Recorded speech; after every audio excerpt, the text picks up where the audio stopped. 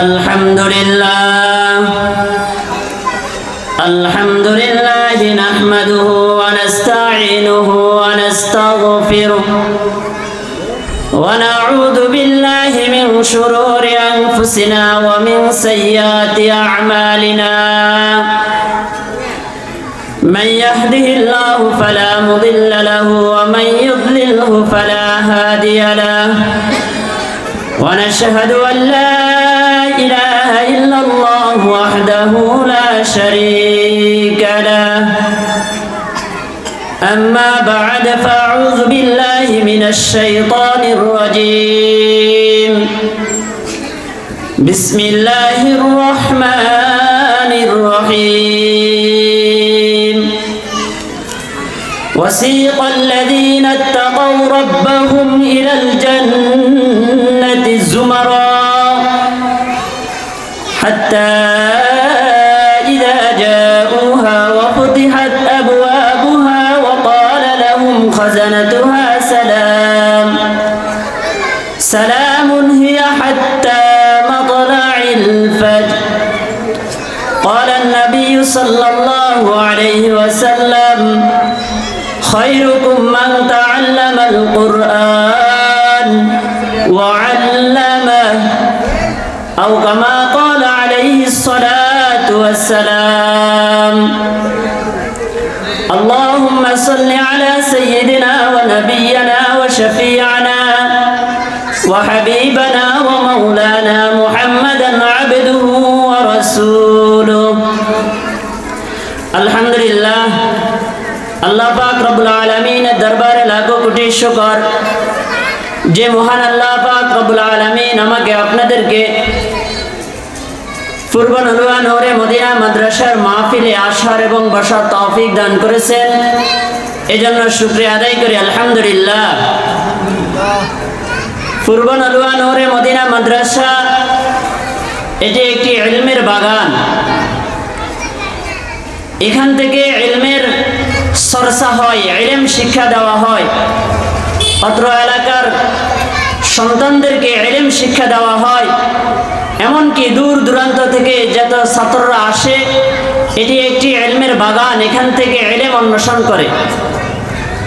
হাদিস শরীফের মধ্যে একটি হাদিস পড়লাম, قال رسول الله صلى الله عليه وسلم خيركم من تعلم القرآن وعلمه।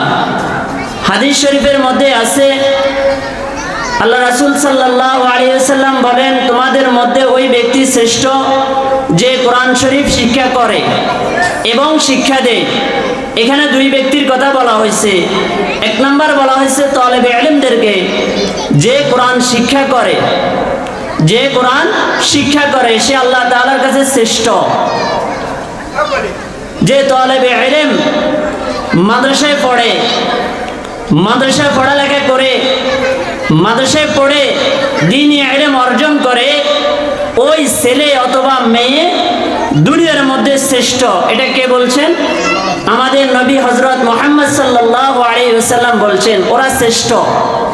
কি কারণে তারা শ্রেষ্ঠ? তারা ইলম শিখে। ইলম কি? সে আল্লাহ তাআলার কোরআন, যে কোরআন আল্লাহ পাক রব্বুল আলামিন নাজিল করতে গিয়ে অনেক কিছু আমাদেরকে অলৌকিক ঘটনাগুলো দেখাইয়েছেন। সেটা তাফসীরে কিতাবের মধ্যে যখন যায় তখন বোঝা যায়। ওর থেকে আমাদের এলাকার ছেলে অথবা মেয়ে, যে সন্তানগুলোকে আমরা দেখি রাস্তার পাশে হাঁটে, হ্যাঁ এরকমভাবে প্রস্রাব করে, প্রস্রাব করার পরে ছোট ছোট বাচ্চা পানি এলে না, আল্লাহ রাসূল সাল্লাল্লাহু আলাইহি ওয়াসাল্লাম বলেন এরাই শ্রেষ্ঠ। যে সন্তান বাবার কাছে কোনো শ্রেষ্ঠ না, সে আমার সন্তান, সে আমার ছেলে, সে আমার মেয়ে, আর এই সন্তান আল্লাহ তাআলার কাছে এবং আল্লাহ রাসূল সাল্লাল্লাহু আলাইহি ওয়াসাল্লামের কাছে শ্রেষ্ঠ বলে দাবি করি।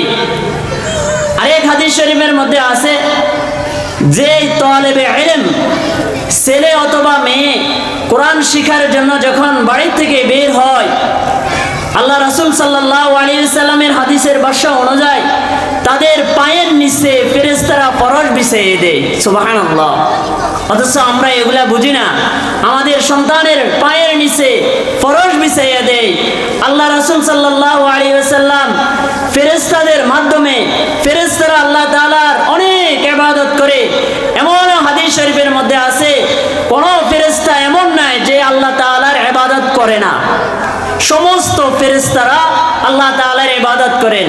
সমস্ত মাখলুক আল্লাহ তাআলা দুনিয়ার যত সৃষ্টি করেছেন মাখলুক, দুনিয়াতে গাছপালা সকল কিছু আমরা দেখি, সাপ বিচ্ছু বাঘ বালিশা যা কিছু দেখি সব কিছু একমাত্র আমাদের উপকারে